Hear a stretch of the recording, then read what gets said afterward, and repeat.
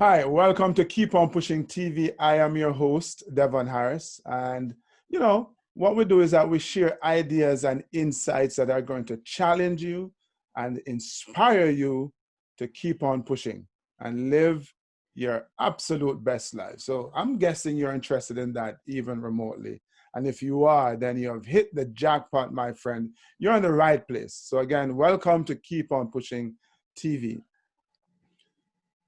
As you know, we strive to bring you amazing guests with incredible stories. And this week we have a treat for you because we don't just have one, but two incredible young, innovative entrepreneurs who are striving not just to make themselves better, but to make the world around them better. We have Irewole Akande from Nigeria. His father was a brilliant entrepreneur. His mom was a leading visual artist as well as an entrepreneur. And we have Ibraheem Alinur, whose mom is from Trinidad and Tobago and grew up in Orlando. So I'm really excited, really pleased to be able to welcome both Irewole and Ibraheem to Keep On Pushing. Guys, welcome to Keep On Pushing. Hey, thank you so much for having us on. Thank you so much. It's nice to talk to you. Yeah, man, it's awesome to have you on. You guys have an amazing story, and I wanted to kind of touch on the beginnings just a little bit before we move on to some of the more incredible things that you're doing. So let's start with you, Irewole.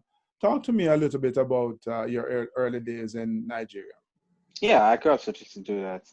So I grew up in a small satellite town. So to give you an idea, right? So I come from a family of seven. So I have four siblings, and then it's my mom and my dad. I grew up in a small satellite town in Abuja, the capital of Nigeria. The name was Kubwa, and Kubwa was a town that didn't have a lot of access to what you might call like modern technology. So it was mainly like low income families, and that's sort of where I lived growing up. I think one of the things that defined my growth as a person growing up in a place like Kubwa was just really was being able to have the support of family. I think that's something that has become like a defining characteristic in my life. Growing up, my parents focused on three things. They were, you have to be humble, you have to be honest, and you have to be hardworking. Those were the three things that no matter what, every single day, my parents would sort of drill that, into our lives. And I think that's sort of where my drive to sort of to make an impact started from. So growing up, I faced my fair share of difficulties. I think one of the moments that really defined, who I was going to be as a person was when my dad had a car accident. So my dad had a car accident. He's a successful entrepreneur. So he has a car accident on his way to a different city to conduct business. And after the accident, my dad actually suffered from retrograde amnesia. So he couldn't remember anything after we went to the hospital. So think about it this way. Imagine going to meet your father, someone that loves you and always encouraged you and always like spoke to you, and then he looks at you like a stranger, right? Mm-hmm. So this was a defining moment for us because then my mom had to become the sole provider for the family. So she's taking care of five kids while taking care of a father who does not remember her. Mm-hmm. Right. So going through that, I knew that I had to step up. And I think it's a popular thing I say to my friends, like I became a man at 9 years old. Right. So that meant I had to step up and I had to assist with things around the house. I'll run hundreds of errands. No matter how many times I'm told to do something, I would do it because I always felt that like anytime I cause my mom or I cause my siblings to worry just a little bit more, I'm not helping like the situation that we sort of found ourselves in. So that's how I sort of got into that space of helping people. So it started with helping my mom, and it started with helping my younger siblings. And that has been a consistent trend in my life. What can I do to improve the state of wherever I am at an immediate point in time? Right. And that's how I found or like my journey and my passion into engineering. And while in engineering, I'm doing the exact same thing. And that's how we came to where we are with TT Health Tech. Indeed. Thank you so much for that. How about you, Ibrahim? Yeah, so I grew up in the middle of nowhere in Florida, right outside of Orlando in a small suburb. Traveled around along before about the age of 7, but I think from very early on, I grew up in a single family household. I had 2 siblings, and I really watched my mom struggle to raise us and really work hard, working 80 hours a week and really trying to better herself, but also stay connected to her children. And I think it was about the age of 7 when I really started to realize that I had to lock the doors. I remember I had fond memories of making sure all the doors were locked while my mom was out working or something to make sure that we were safe for my siblings. And just things like that, like making sure the kitchen was clean. And from a very young age, we knew that I never felt like I didn't have enough. I don't think I really became aware of my status of quote unquote low income until I got into Northwestern University, where I was surrounded by all this privilege and wealth. So, I mean, we had some food that we would have from the community center. We didn't really have much, but I had what I needed. I was able to go to school. I tutored on the side, so I would tutor kids since I was starting at the age of 10. I would sell candy out of my backpack. I was always hustling since I was little. I had mafia people protecting me because people were trying to steal candy from my backpack. It was just experiences, and I think that all kind of I was naturally put into this entrepreneurial thinking, and I think that also plays into my leadership because I also had a younger brother who was very close in age that I always felt like I had to take care of. And I think just having that methodology from a very young age where it's not just about me, but the other people around me really helped me grow as a person. So I think a defining moment in my life was my junior year of high school, where at the time I was thinking I was going to be an engineer. Maybe I didn't really know what college looked like. I didn't really have funds to pay it. So I either had to get a scholarship or, like bootstrap my way through college. And I ended up receiving a scholarship. The Gates Millennium Scholarship. So it covered my entire undergraduate education as well as my grad school. Very defining moment for me that kind of helped me propel and say that I can actually go to school and I can go to a good school at Northwestern. And that's kind of how I got to where I was today. Just always channeling my side hustle, my passion for building and just solving problems and kind of relating that to where I am today at Northwestern, where I've had experience in nanotechnology on 4D printing materials and going into tissue engineering, which was really satisfying for me because when I was in middle school, everyone would ask me what do I want to do, and I said I want to work in nanotechnology. I had no clue what the word meant, but and in my freshman year, I went to a research project and I spent a summer doing that. But then I quickly realized that all this research and stuff takes years and years before you get to market, and I was hungry to make an impact now, and I slowly became aware of the word entrepreneurship and what that really means to be an entrepreneur, of building communities and really helping people around you. So I think there was a moment where I was thinking about, well, what do I want to do? I think everyone has that existential crisis, in their 20s of what do I want to do when I get older? And I remember I saw a magazine that said something about smart cities. And that term really connected with me. I was like, oh, that's cool. So it's a mixture of politics, engineering, business. At this time, my mom had told me I can do anything except 2 things. She said, you can't be homeless and you can't be a politician. So I was like, I hate politics, make my mom things upset. in the world, huh? According to your mom. Yeah, man of politics, So guys, but that's why I focus on entrepreneurship. Yeah, thank you. So, one of the thing that's a couple of things that are common to both your experiences. You had a single mom, Ibraheem, and just because of bad luck, Irewole, you kind of grew up in a similar situation as well. But you guys had developed this entrepreneurial spirit, the side hustle, as you mentioned, Ibraheem. But education was also important to you. Both of you got scholarships to get to university. So talk to us about how important education has been in your life, or how important you see it in the lives of, to help raise someone out of a challenging situation. So I have a really good, interesting anecdote. I remember when I was in elementary school, I fondly remember this, maybe I was in 3rd grade, and I said, Mom, I don't want to go to school. And she looked at me and said, all right, go mow the lawn. Like, if you're not going to go to school, you're going to have to do something else. And my mom made it very acute and very aware that my education is my tools to the future. And if I don't do well, I was on me, not her. So Right. She was very clear that my future was within my own hands. And so naturally I was like, okay, well, I'm focusing on school, and whatever I did, I just did well. I think I was naturally inclined to just be, I don't know, I was very mathematically inclined. I really like science. I was very curious. I read a lot of books. And I think that came from being a person who is outside of a community. I grew up in rural Florida, surrounded by no one who looks like me. And I never really felt connected to the people around me. I didn't really have that sense of community really until really just last few years when I got into college.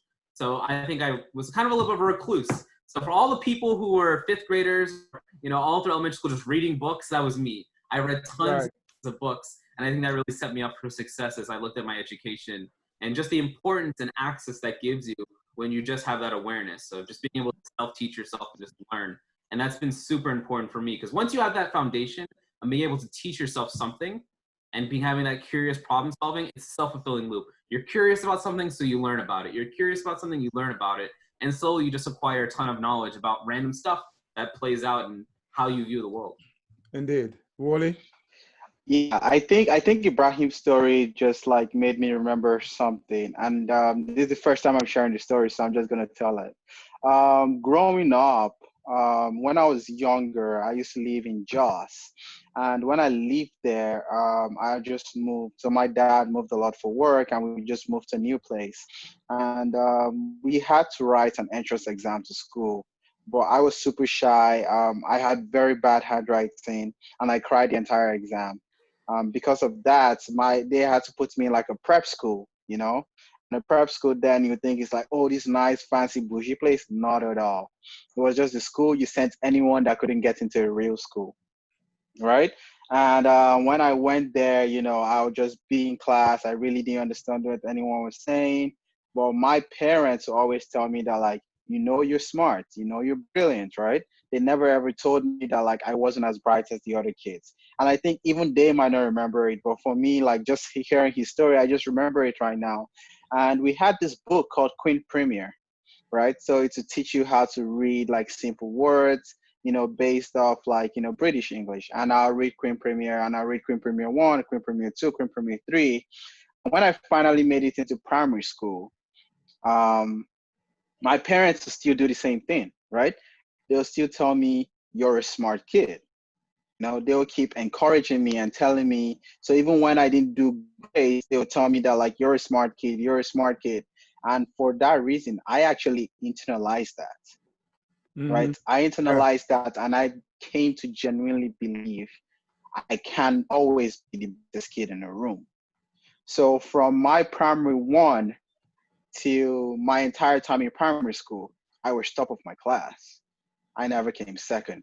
Right. Every school I went to, every program I did, I was always top of my class, because just growing up, my parents had told me I was a brilliant kid, right? So I sort of like internalized that mindset. Indeed. I never thought something was going to challenge me that I couldn't overcome, because I had been taught I could overcome it. Indeed. Right? So, it brings me two quick points, So Ibrahim's mom challenged him and said, the onus is on you to go do well. And he internalized that. And your mom encouraged you. And and you did well. So it brings to mind this business of leadership, because one of the things that is also common to your stories is how you guys started to develop as leaders at a very early age, just because of your family situation. And one of the things I talk about all the time is this business of self-leadership, not just leading others, but taking responsibility for your own growth and development. And can you speak to that a little bit? Yeah, I think that's the core of leadership, right? Is if you can't lead yourself, you cannot lead other people. You can never ask something of someone else if you're not willing to do it yourself. So I think before you can really be in that leadership position, you really have to internalize a lot of the things that you're sharing to other people. I can't tell you about integrity, hard work, and respect unless I put it into practice and I can be an example of it. So I think it's really important about how do you lead yourself in terms of your vision, like how I talked about smart cities. I really latched onto that, and that's kind of been my driving force of how do we develop the future and connected sustainable cities. As long as I'm doing work that's pushing me towards that, that's kind of what's my driving force and how I'm leading myself forward. And I think it all comes from like introspection. I think that's something that probably should be taught at a much younger age, is what does it actually mean to be introspective and think about yourself, think about empathy and how your interactions impact other people. Because I'll be honest, I didn't really hear anything about that until I got into college. And it wasn't really even for my professors. It's just because I saw it on YouTube or articles about it. It's something that I think we really incorporate into our educational curriculum of how do you be mindful and really think about how your interactions impact other people. And I think that's a core thing. I know we haven't talked about our company yet, of what we're trying to push is how do we get people to be more aware of how they interact with other people and how they can actually make an impact on something as simple as washing your hands. Yeah. So talking about your company, Wole, talk to me about how you guys connected in the first place. Yeah, I could certainly talk about that. So I actually met Ibrahim in 2018. 2018. So early 2018, I went for a conference that no one in my company wanted to go for.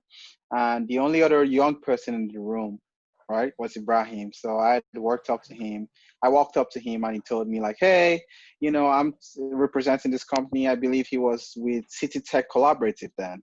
And he said, hey, I'm representing this company. I'm going to talk a little bit more about what they do. And he gives me like this beautiful pitch. And I'm like, oh, that's fantastic. I'd love to see your office sometime. Then I talk to him a little bit about what I do. I say, hey, I'm an electronics engineer. This is what my strengths are. This is what I'm looking for. You know, this is how I get involved with work. And he says right there and then he goes like, oh my God, let me tell you about my startup, right? So the startup he talked to me about is the one we will both work on together now called City Health Tech. He gives me a pitch. He tells me, 95% of people do not wash their hands properly. And I'm like, what does that mean? He's like, you know, the correct amount of time to wash your hands for is at least 20 seconds, but most people wash their hands for only like 7 to 8 seconds.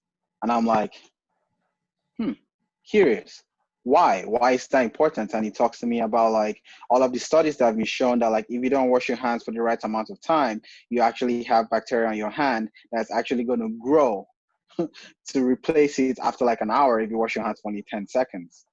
So I'm a very intense hand washer, right? So I go back home that day and I'm like, I wonder what this kid was saying. Let me see how long I wash my hand for, right? I'm an intense neat freak. So I go into the bathroom and I start like my hand washing process and I time myself and I finish and I washed my hand for only 12 seconds. And I'm like, wow, really? And then I time it again and I actually time myself for the full 20 seconds. And it was a hell of a long time. Yeah. And that day I actually got an email from him telling me like, hey, this is what we're doing. Like, you know, you should come check us out sometime. And after that whole experience and seeing how difficult it was for me, an intense hand washer, to go through that, I sent him an email like, hey, I'll come see you later. You know, we'll talk a little bit more about what you're doing and I'll see whether I can come on board and solve the problem with you. And that's how we met. So for context, I had started this project a few months before I met Wole. And because I was talking to my mom at the time, after all of her kids graduated and left, she's like, all right, none of you guys became doctors because, you know, that's like everyone's parents' dream. Yeah, exactly.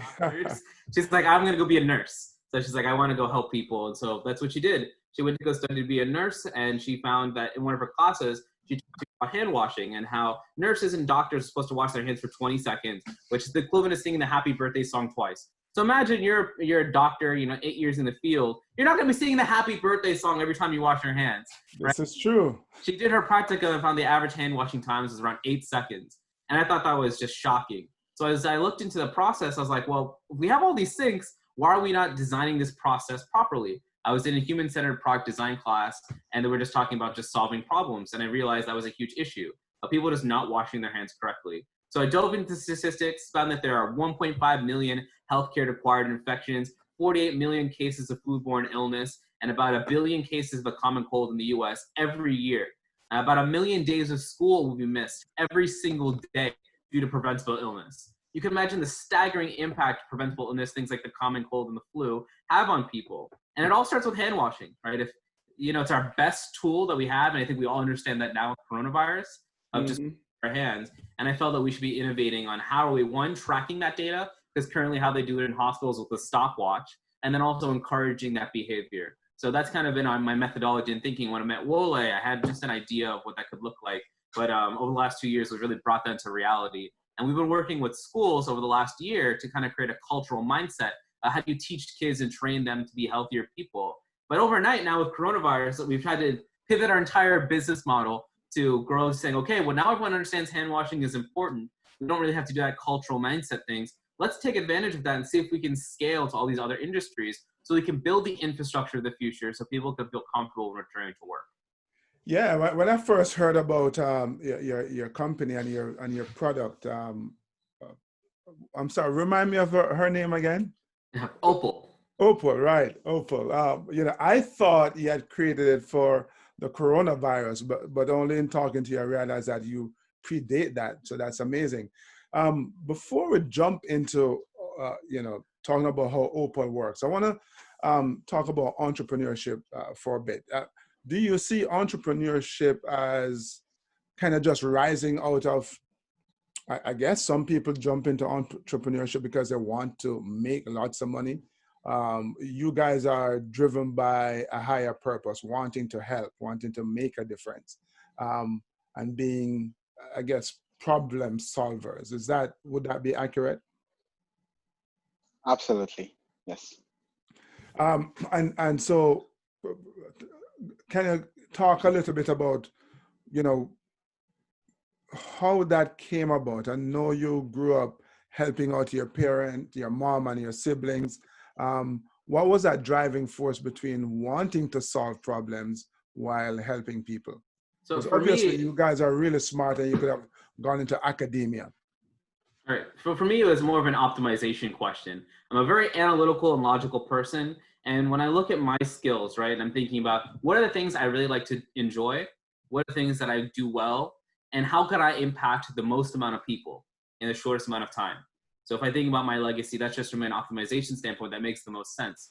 And when I learned about entrepreneurship, I was like, I know it's hard, but these are all things that I'm really good at. I like talking to people. I like building teams. I'm curious. I have a lot of problem solving abilities. And that's something that I think that I could help build and kind of be a part of it, building the cities of the future. So that's kind of how I got into entrepreneurship, because I realized that that's how I can help the most people with my given skills. And I think there was a book that I read that talked about what is the key to happiness, right? Like, how do you become happy? And I think something that really resonated to me was that to be happy, you need to be in a community and add value to that community. Mm-hmm. Those two things, you will be happy. And so I just took that as, well, let's say the world is my community, right? How do I add value to the world? And that's kind of how I've been taking my perspective of what is entrepreneurship and how do I build my community? Irewole, what difference do you hope to make through your entrepreneurship endeavors? So personally, I guess I'm going to come from like a little bit of a personal place, right? So I am African, right? And for years in my life, I have just sort of watched, being an African, being looked at as being behind on the time, being looked at as, being not there yet, right? I think the true impact I really want to make in the world is to be able to mentor and invest in the next generation of African talents, right? Mm-hmm. So these are people that are building like technological solutions for Africans and by Africans, right? That's the impact I want to make, because I think it's the only way we can truly lift our communities out of the socioeconomic state that they are in right now. And that's sort of where it is personal for me. So my entire life, I'd always looked at, okay, everyone talks about doing a job. That's all we've been taught to think about, right? And I always just ask the question, so who then does the things that are not their job, right? So you have people that people don't sweep the streets. Mm-hmm. I'm like, why won't the streets be swept? They'll be like, oh, that's not my job. People don't want to take the trash out, right? So I grew up in a place where everyone was so focused on doing their job, no one was trying to make any difference in community, right? Because that's the mindset that we've sort of been set up in. I really want to change that mindset to become like, what are the problems that we have? How can we tackle it with the resources that we have? Human resources, natural resources. And when we solve those problems, how can we uplift our community as a whole, right? To be able to partake in like the blessings that, other countries, other nations, other continents have been afforded, but we've just not had the opportunity to just key into yet.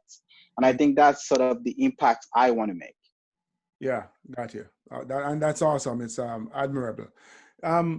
So let's talk about hand washing, because I don't know that I thought I knew you're supposed to wash your hand for, sing the happy birthday song. I'm not sure it was in my consciousness that it should be 20 seconds. And like you, Irewole, 20 seconds for me is a hell of a long time as well.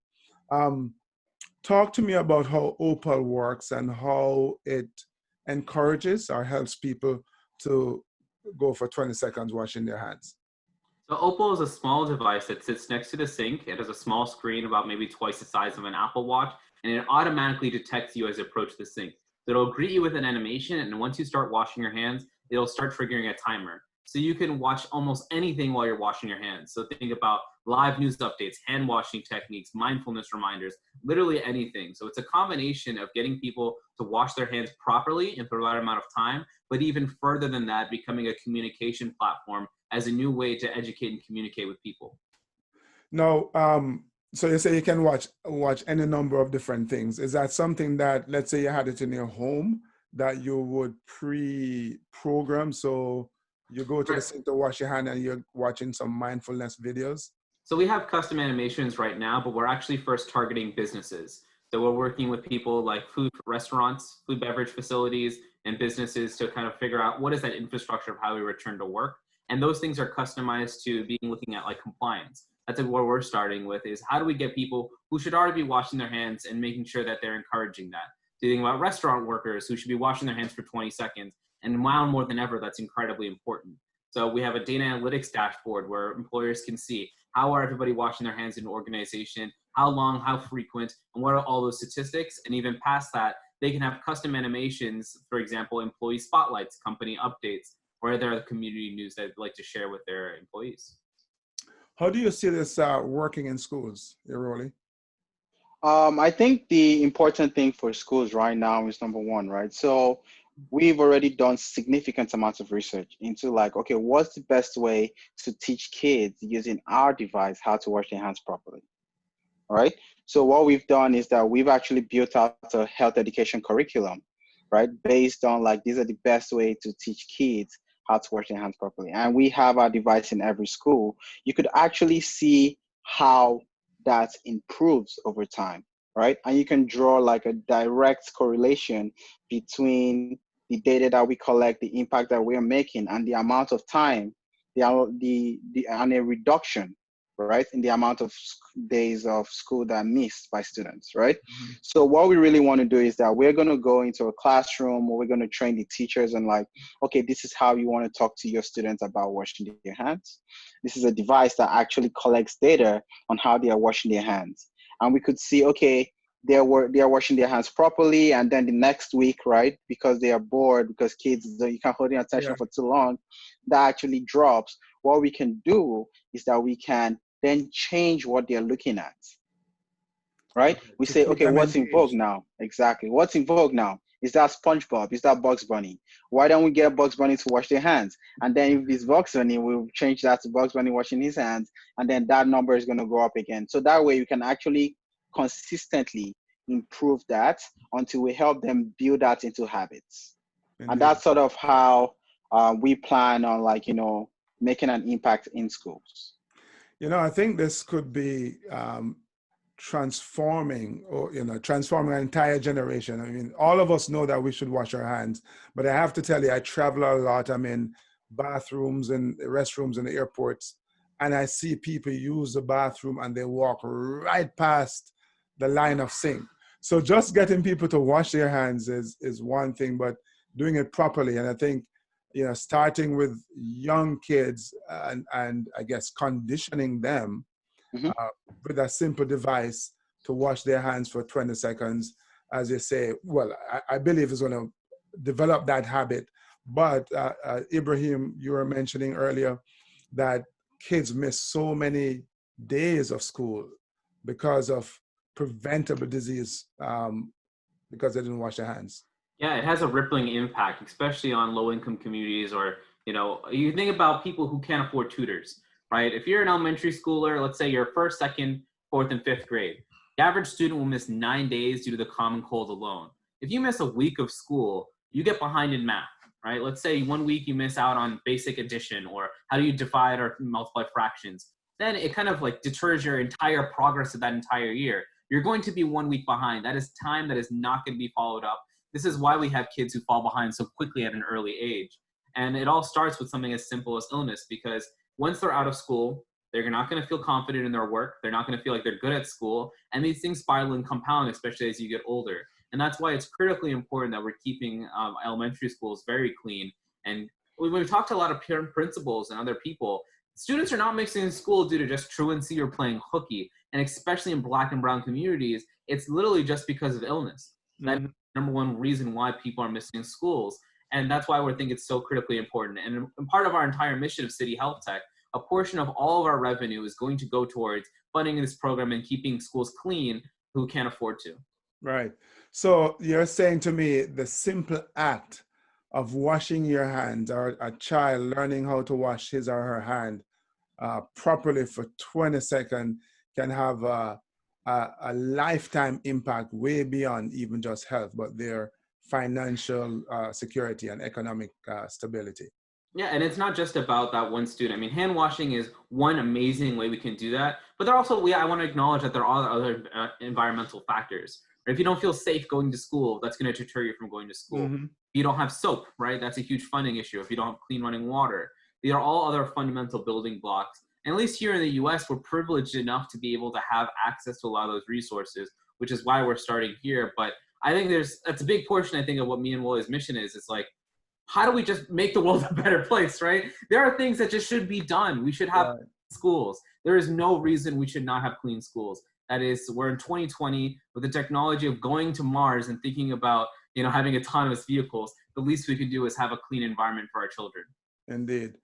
Helping to make the world a better place. That is, definitely something of higher purpose. How does someone find you guys? If there's a school or a company who wants to know more about Opal, maybe install it in their bathrooms at work or school, how do they find you, Irewole? The best way you can find us right now, you can go to our website. Our website is cityhealthtech.com. That is cityhealthtech.com. So you can go to our website. You can see some of the things that we're doing. You can check out our news articles. You can also see, our product. If you want to see a demo, if you want to see all of those things, you can find all of those things on our website. Indeed.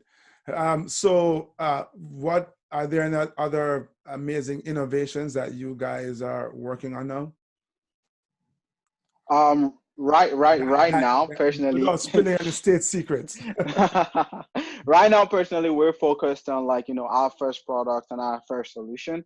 And I think what we really want to do right now is just focus on that. And once we get that out of the gate and we're able to start helping people, we can then use that to inform on the next thing we want to work on. So something that we are launching within the next few weeks is actually going to be a pledge and documentation of how people can return to work. We're working closely with businesses here in Chicago on how we're setting a standard of what it looks like to return to work. So businesses can sign it, employees can sign it, and there are things simple as making sure you wear a face mask, staying 6 feet away, making sure you're washing your hands, and being more mindful. I think the act of actually writing something down and signing your name to something public really shows and trying to create a community of trust amongst those individuals. That's something that we're working on in the next few weeks, is building that community.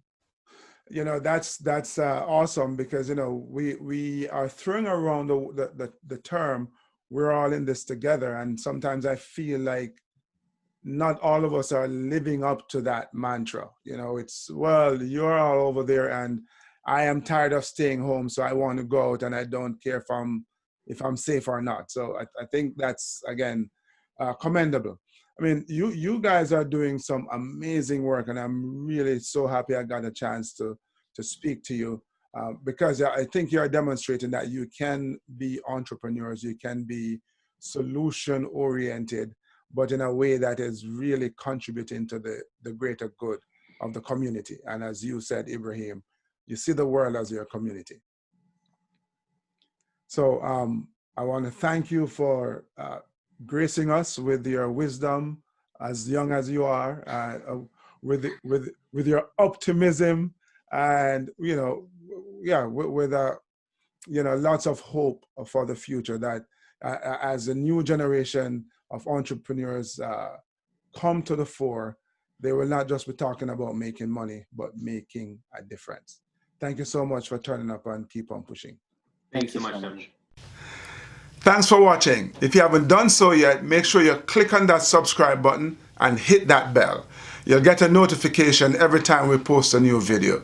And don't forget, share it with your friends, man. They want to be inspired as well, right? So share it. Don't keep it. And before you go on to the next video, visit my website, www.devonharris.com. Keep on pushing.